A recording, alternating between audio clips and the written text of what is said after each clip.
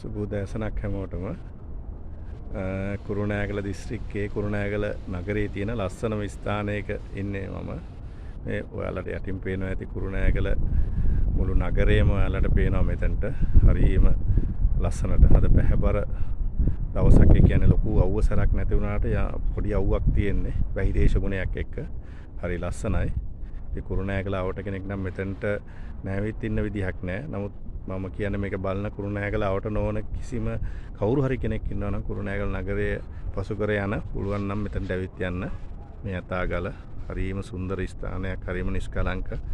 ඒ වගේම මේ ඕගලන්ට පේනවා ඇති මේ බුද්ධ ප්‍රතිමාව. මේක අතාගලේ නගරයෙන් පේනකොට ඉතාලම කුඩාවට පේන්නේ. ඒක විශාලත්වය ගැන අදහසක් ගන්න පුළුවන් මේ වීඩියෝ එකෙන්. නමුත් මෙතනට ඇවිල්ලාම තමයි මේක බලන්න ඕනේ. මේ සුන්දර දර්ශනය බලන්න එන්න. දැන් මේක යට පාක් එකක් හදලා පාරත් හොඳට තියෙනවා.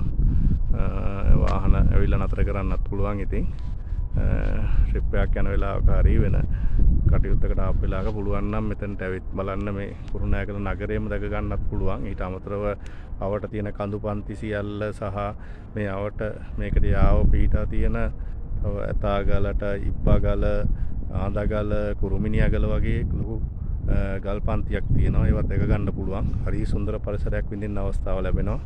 ඉතින් හැමෝම මෙතනට ඇවිල්ලා යන්න පුළුවන් අවස්ථාවකදී ස්තුතියි.